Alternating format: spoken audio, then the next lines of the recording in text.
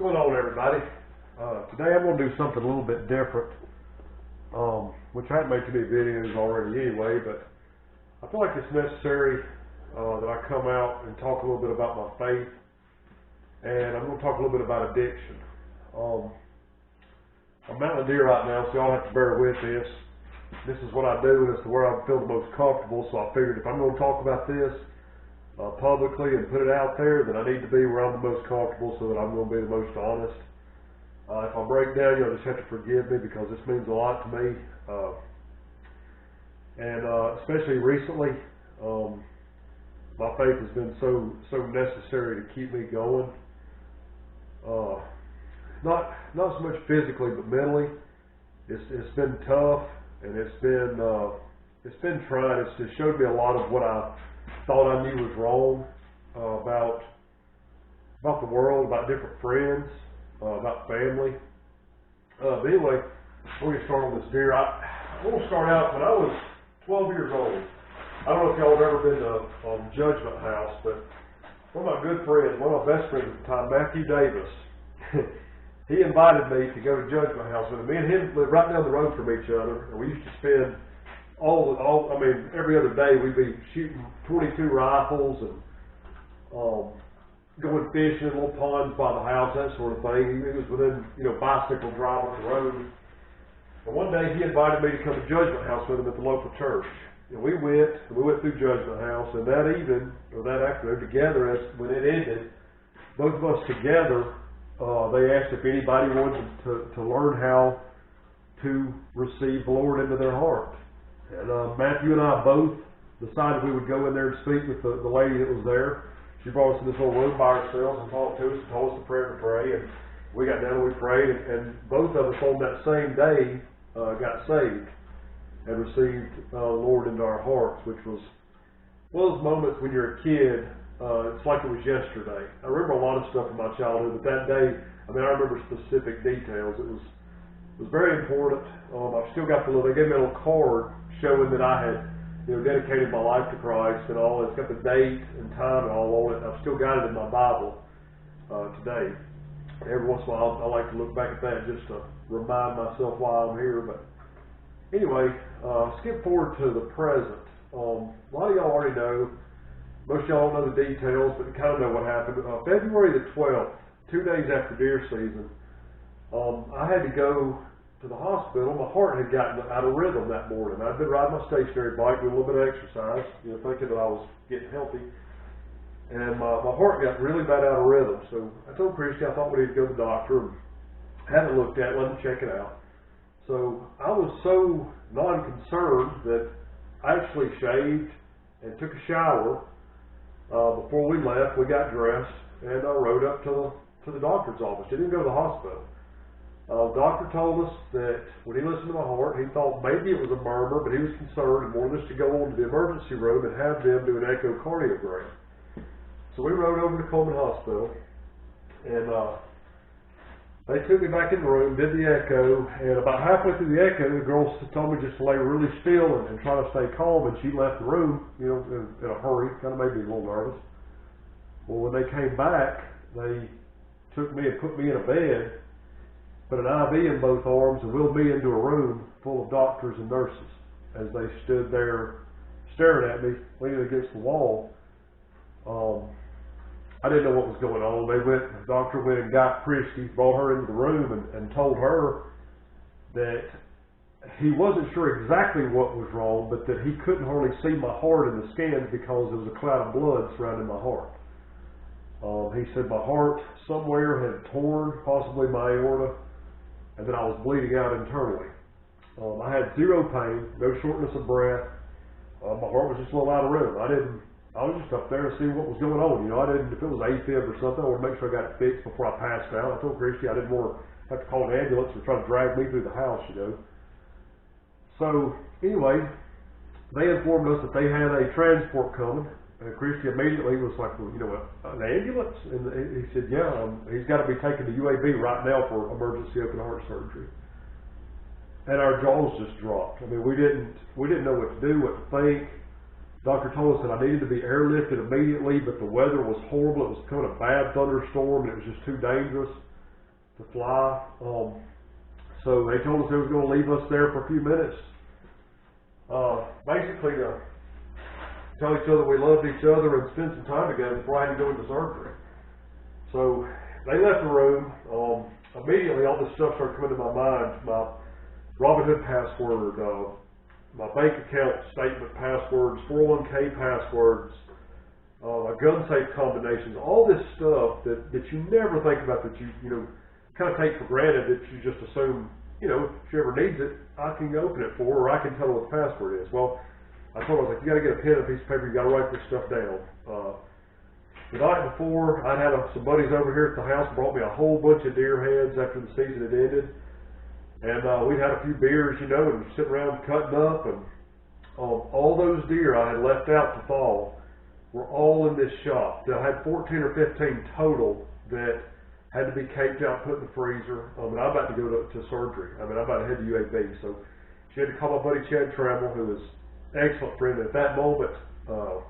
More important than than anything to me was getting these deer, because at the time I had control over it. I know that there's been a lot of people that's told me you shouldn't have worried about that, but I had control at that time. There's no reason to ruin those deer when I could tell them, let's get this done, try to get this taken care of, get these in the freezer, because while I'm thinking about it and while I'm not, in a hospital bed somewhere in surgery, we get that taken care of. So Chad came over, took care of all that stuff for me, thank goodness. In the meantime, the ambulance guys come in, jumped me in, threw me in a bed, and took off running with me out of the hospital. 40 minutes, we went from Coleman to UAB, ran from the ambulance. They ran all the way to the operating room, and when they opened the operating room doors, the entire surgeon's crew and everyone was standing there waiting to operate on me. It wasn't probably 30 seconds when I went in the room when they had me put to sleep. He told me to spread my arms out. They started strapping me down, and he said, "My name's Dr. Lewis. I'm going to take good care of you." He grabbed my hand, and I was out. They didn't even shave my chest for the surgery. They split me open, had to replace my aorta. I had a bad heart valve, maybe my whole life, and it was creating back pressure on my aorta. And I had developed a big aneurysm in my aorta. Well, that aortic valve had completely failed. My aorta had split 9 centimeters. It was what they call an aortic dissection, and it was pumping blood out of my body. I was just bleeding out internally. Fortunately, my arteries were elastic enough. Rather than bursting, they held together and would kind of open and close as that split was bleeding out. It was holding enough pressure for me to be able to get into surgery. And he had to replace my aorta. He took a mammary artery out of this side of my chest, put it over here, replaced my whole aorta. Had to put a couple of arteries into my aorta and stitch them in, and then put a mechanical heart valve in. So now I'm on cholesterol medication. I'm on a beta blocker, a calcium channel blocker. I'm on 10.5 milligrams of warfarin a day to keep my blood thin enough for that valve to operate properly and not get blood clots. I'm on baby aspirin. Several different things just to keep me healthy and have a hopefully prolonged life from this point forward.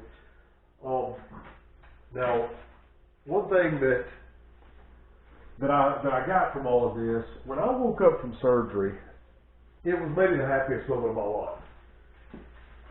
I really thought that I was going to die. I never felt like that before, but the ambulance ride down there was the calmest thing I've ever felt. I always wondered what it would be like to know that you were going to die, or think that you were, and wondered how your faith would stand up against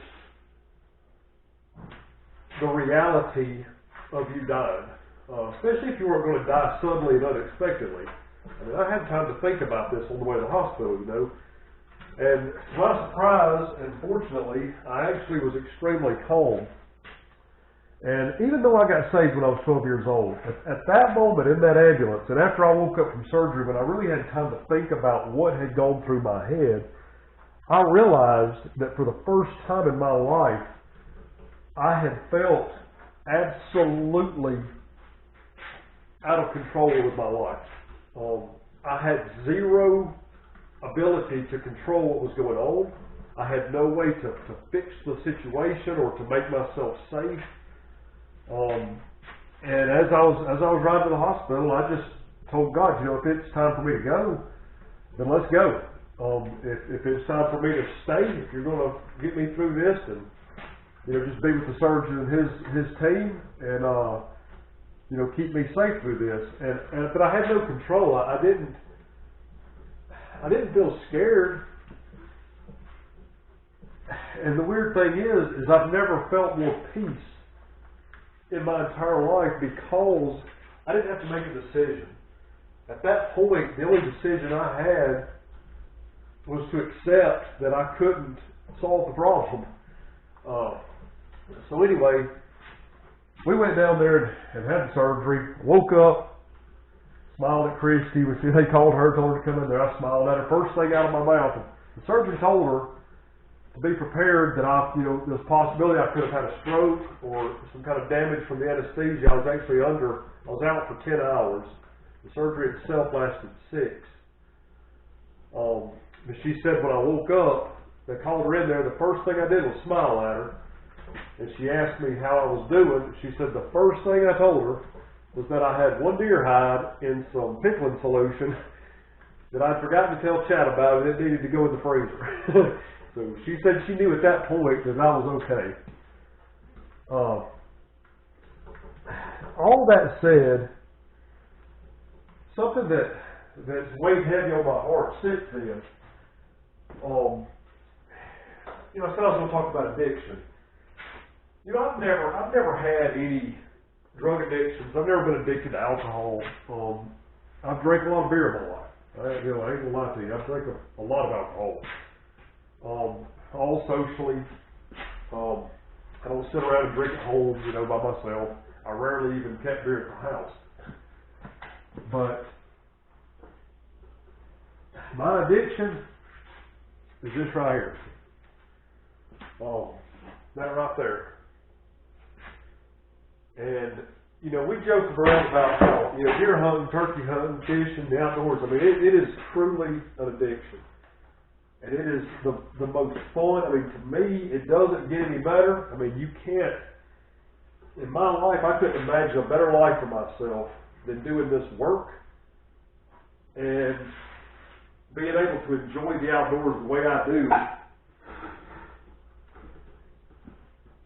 But something that I've learned since my surgery is that there are a lot of times that I have put this over family, over friends, and most importantly over God Himself. Since I was 16 years old, I worked in retail. Most anybody that knows that. I worked for the same company for 25 years and worked almost every single Saturday my whole life. If I took off a Saturday, it was vacation time. So, for me to get in 2 days of hunting a week, which to me was never enough, I could have hunted 7 days a week. I had to hunt on Sundays. Most of my life I was off on Thursday and Sunday, and I hunted split off days, and I hunted every single Sunday. Because 1 day a week was definitely not enough, even though 2 days a week to me wasn't enough. And, during deer season, I just wasn't going to go to church. During turkey season, I just wasn't going to go to church. And as I got out of my 20s and into my 30s, it just became that year-round I just wasn't going to go to church. It's not that I didn't want to be there, it was just an inconvenience, and I could be doing something else. Usually I ended up fishing.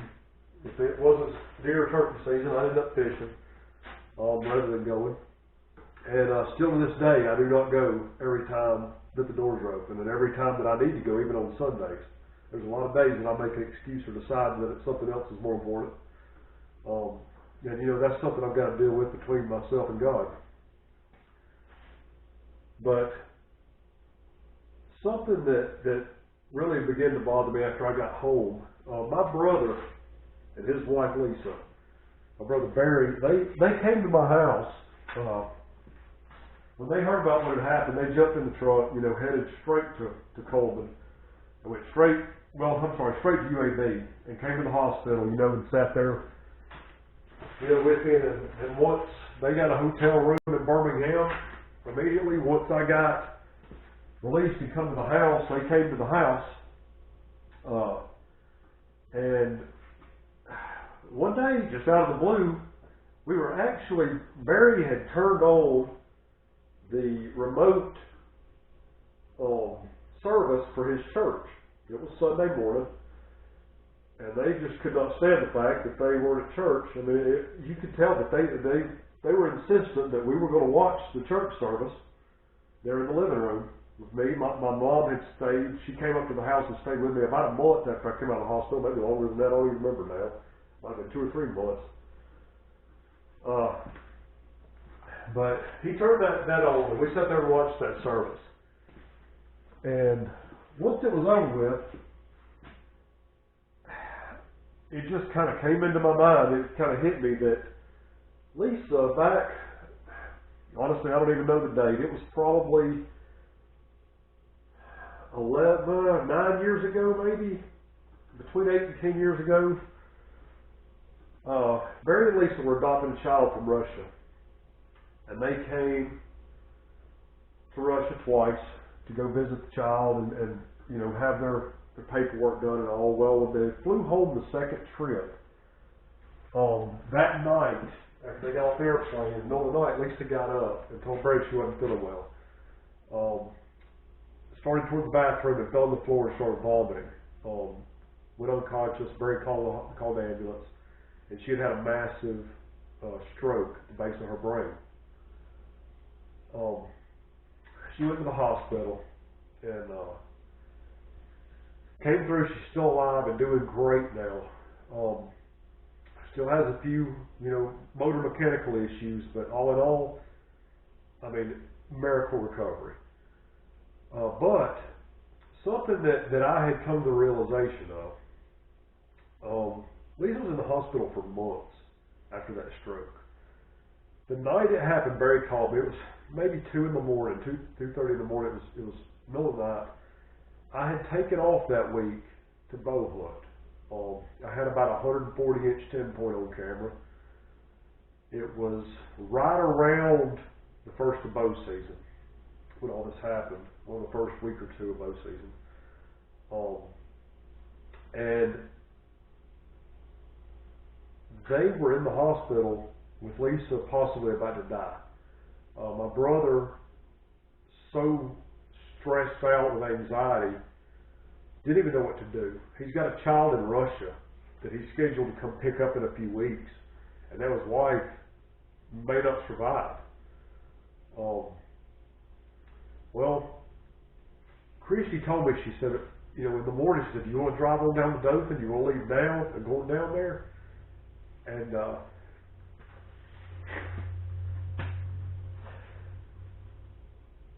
my response was no. I'm going to hunt this week and see if I can kill that buck.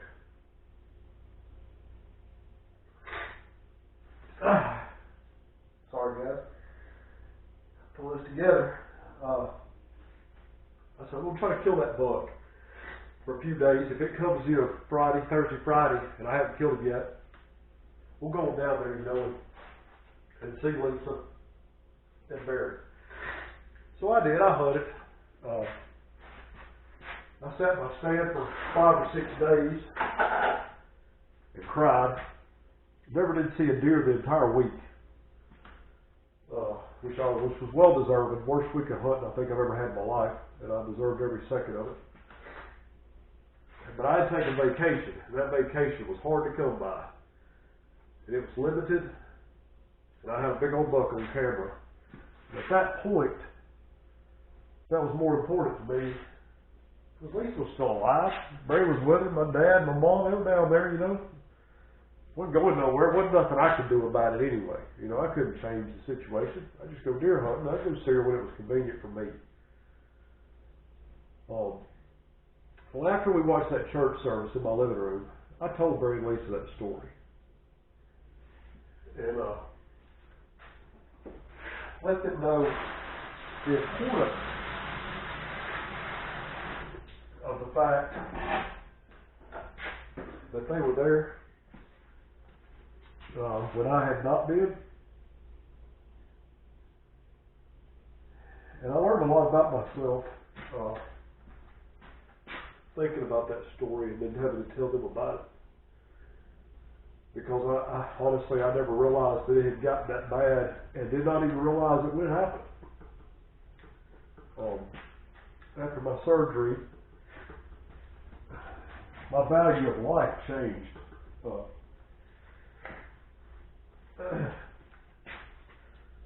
What was important to me a year ago, not only is not important anymore, but there are certain things that I forget even meant anything to me. Now, granted, hunting and fishing is not those things. I think the Lord gave me hunting and fishing as a way to bless me in my life.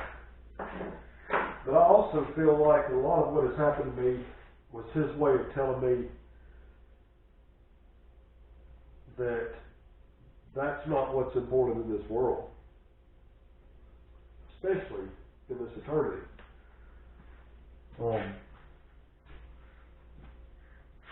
The Lord blesses us with stuff so that we can enjoy our lives. But more than anything, we've got to remember that it was Him that blessed us with these things. And all the times in the past that I've gotten jealous because someone else killed my buck, or mad because I couldn't be at the club when everybody else was, all the way up to not even going to see my sister-in-law when she was on the deathbed, possibly after a massive stroke, and being there for my brother. Well, I got to thinking yesterday. I was doing some praying yesterday. I had some major sinus problems. When I was young, I had sinus polyps real bad. Had to have surgery twice. Well, recently they've come back.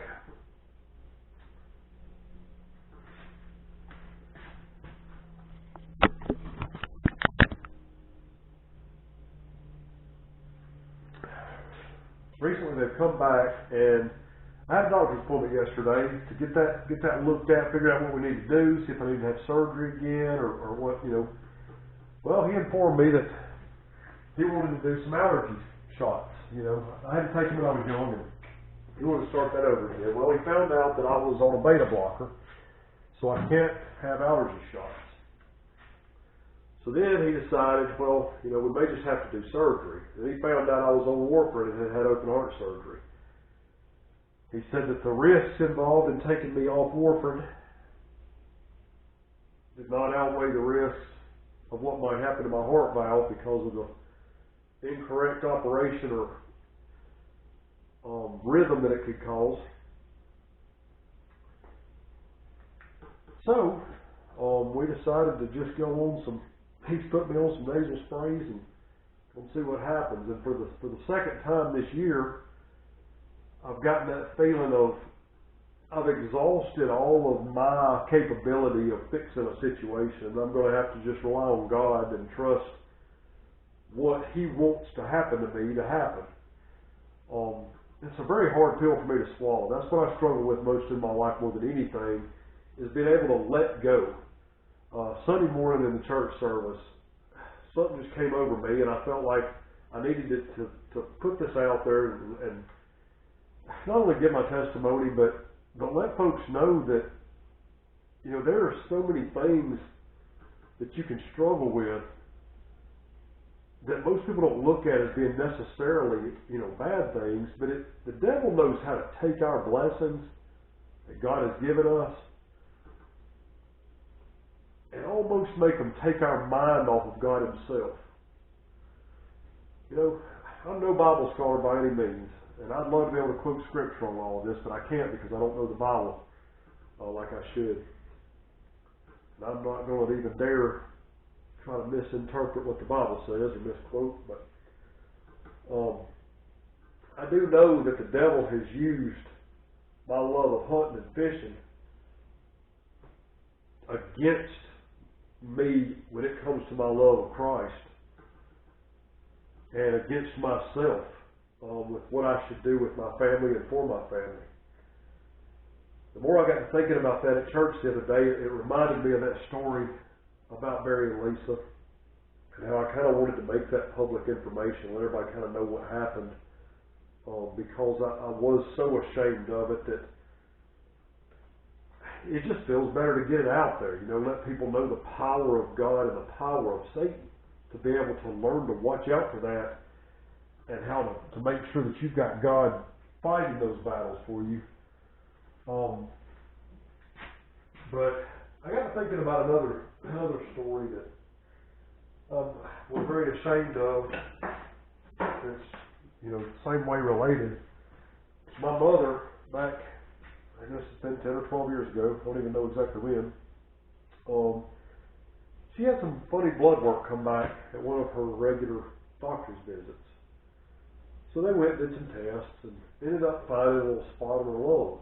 They went in and biopsied it. It ended up being cancer. A very small spot. She's never smoked in her life or anything. And doctors thought that maybe it come from somewhere else, wanted to do some other scans and tests. And they ended up finding some major issues with her colon. After further testing, come to find out she was in stage 4 colon cancer. Had zero pain, no clue anything was wrong with her. So first they had to go in and remove the spot in her lung. It took her months and months to recover from that surgery, only to turn back around and go in and have a full, complete colonectomy, I guess it would be. They removed her entire colon, and she was given a colostomy bag.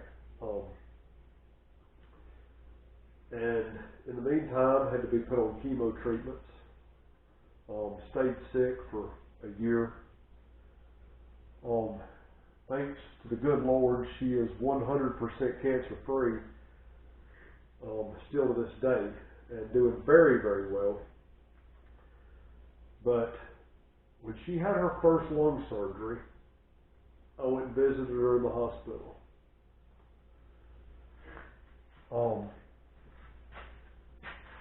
That was the only time that I went and visited her. Now keep in mind, she had stage 4 colon cancer. Doctors told her there was a very good chance that she wasn't going to make it. It's one of the most dangerous cancers as far as life expectancy. They even had her, or they suggested to her that she go ahead and get a wheel ready. She went ahead and did her wheel and everything else, because she really didn't know if she was going to live or die. And I never went and saw her. I never saw her after her colon surgery. I never saw her after she came home.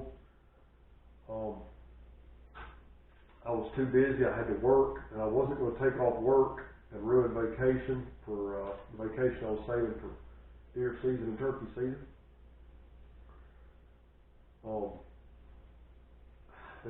Saying it out loud and thinking about it now, if it were anybody else and I was watching this video, I would think that they're the most horrible person that I had ever known. And it was me. It was me myself that did that.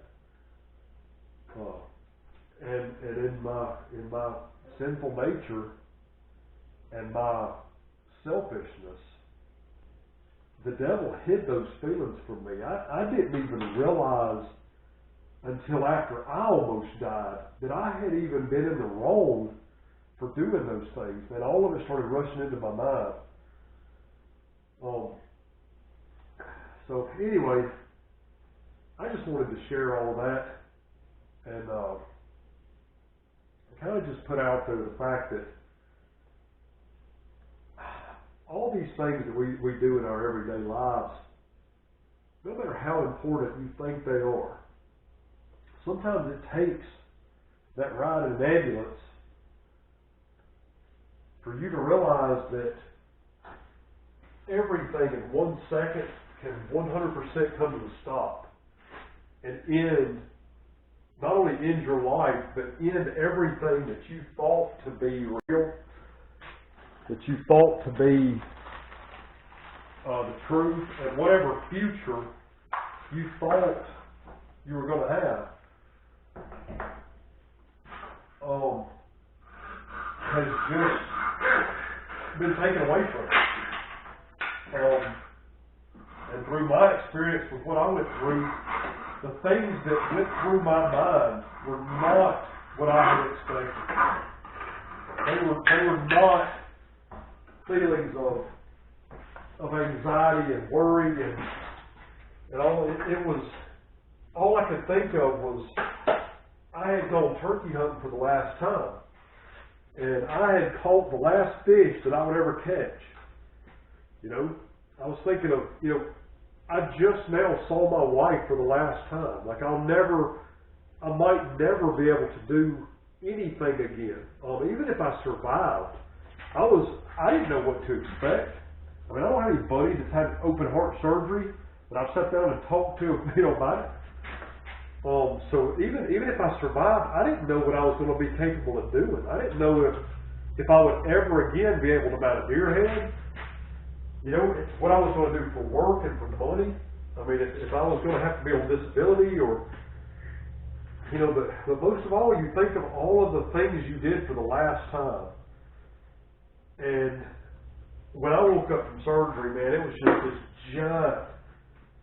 giant feeling of relief and gratefulness that I was not dead, but it so much magnified the importance of every single day and every action. Everything you do could be for the last time. You know, so I've tried to not watch the news.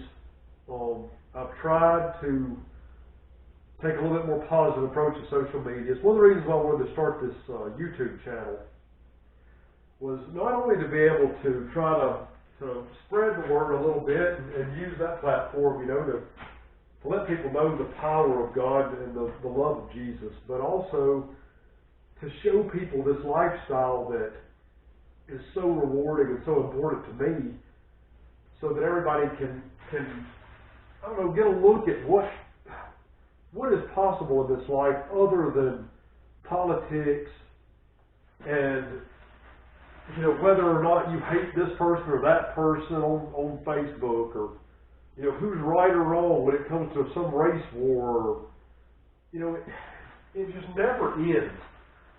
I mean, everybody in their heart, they know the difference between right or wrong, and you still put stuff, you know, on social media, or you say things that may or may not be true or may not be accurate. At the end of the day, it doesn't make any difference. Because when you find yourself in that ambulance heading to the hospital, all you want to do is just relive those good things one more time. And luckily I've had the opportunity to do that. I've got some very good family and friends that have taken me fishing and given me opportunities since I had surgery. Both my friends, Chad Petty and Chad Tremble, both have, during turkey season, set my blind up for me, carried all my stuff to the stand so that I can sit, you know, and do a little bit of hunting. And, you know, it's those things that, at the end of the day, make a difference. None of us are going to be here forever. And, you know, everybody thinks about age being, you know, you're going to be old when you die. But old, man, old is not an age. You know, if I had died that day on February the 12th, that was as old as I ever was. And you got to remember that age don't matter when it comes to the kingdom of heaven, because that will be eternal. And as long as this life seems like it is, the day that you realize you might die, all of a sudden you realize just how short and fleeting that this world, this earthly body is. And it makes you so much more appreciate the possibility of getting to know Jesus and being able to spend eternity an entire eternity in His perfect heaven.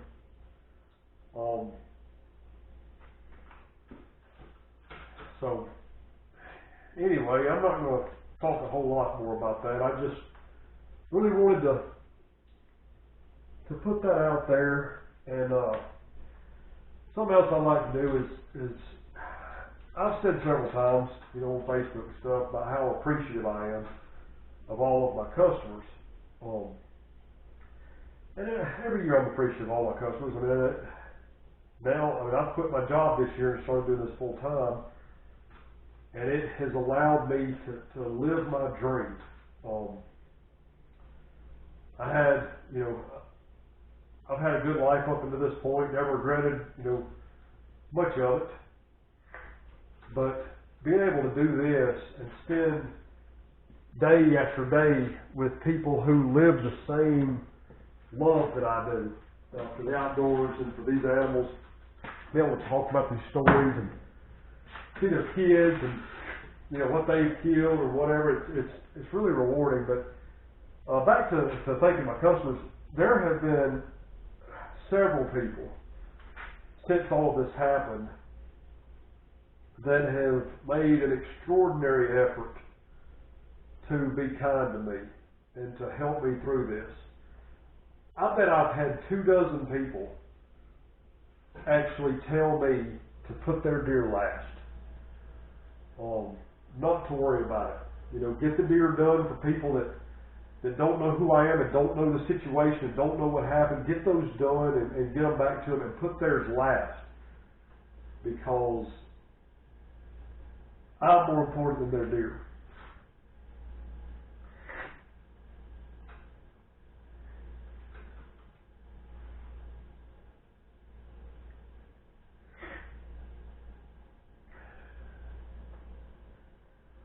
There's so many times in my life that I wish I had done the same thing for somebody else.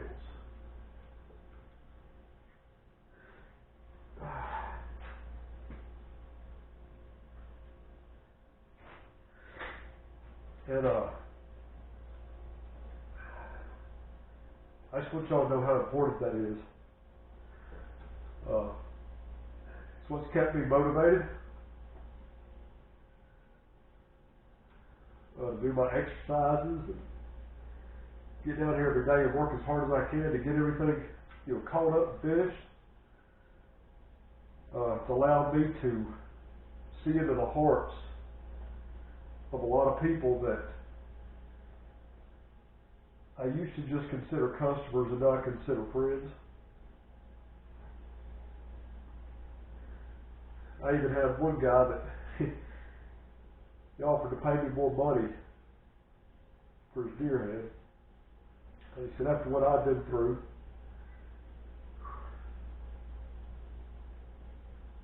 he just felt like I needed it. Which, is not necessary, but I was so afraid that when I came home, everybody was going to come get their deer. Because they'd be afraid that I wouldn't be able to get them done. And it has been the exact opposite. All I have gotten is phone calls checking on my health and suggestions that I put their deer last in line.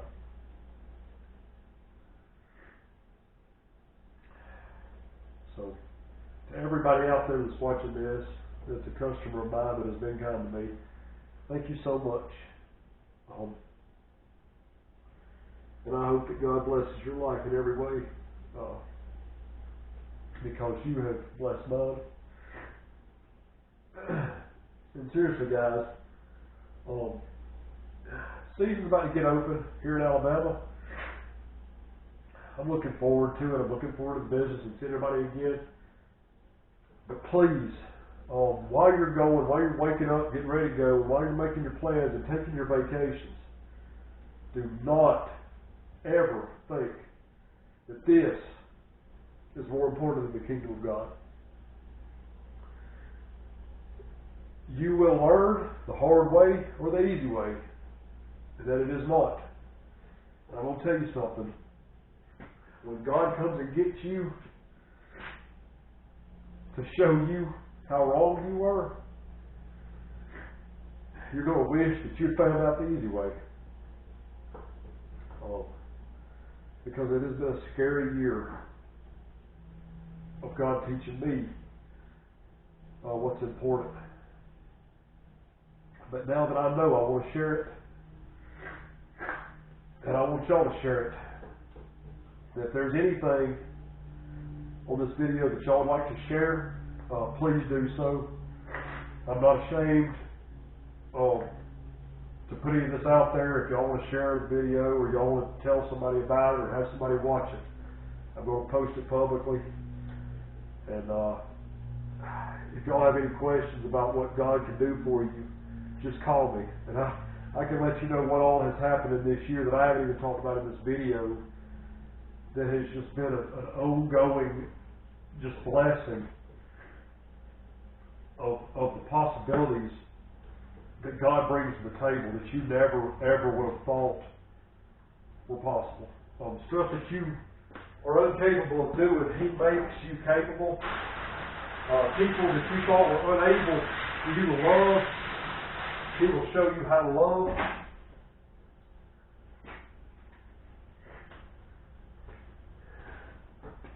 And He will give you life everlasting. All you have to do is ask. If you have not received Jesus into your heart, I beg you, please get down on your knees and pray for His mercy, His forgiveness of your sins. And ask Him to come into your heart and show Him, or show you what He has shown me. Because I'm going to tell you, He'll show you the easy way or the hard way. And I never did realize the joy that comes with completely letting go and giving up all that you thought you were capable of and letting God just take over and fix your life and change your life to be able to give you what you truly wanted to begin with and maybe didn't even realize it. I said, for me to be down here doing this right now, I've been doing taxidermy for about 4 years for the public. And for me to be down here doing this full time now in 4 years, it doesn't seem real to me. And considering that I had to go into surgery about 2 weeks after I quit, and then Christy got laid off from her job within a few months of me quitting, the Lord came in, made a way, gave her a new job and me a different kind of income, and not only are we doing good, but we've learned to let go and to pray, and together, if we need something, we ask God. And it's been the greatest life this last year, through all the pain and hardship. I would not trade this year for the rest of my life because of what I've learned and what it's brought to the table of how I look at what I'm going to do tomorrow or what I'm going to think today. So anyway, I just hope this was useful for somebody. I hope there's somebody out there that can use this maybe to motivate themselves or show somebody that they know. And if your feet start hurting real bad, or you get down every day, and you're in your 30s or 40s, don't have your heart checked. Because it might just not be the concrete you're standing on. It might actually be a serious problem. But anyway, I love y'all. Thank y'all for watching. If you'd like to see some of my videos, hit the subscribe button, and I'll be putting all kind of content. There's no telling what you might see on my channel. But anyway, I'll holler at y'all later. I'm out.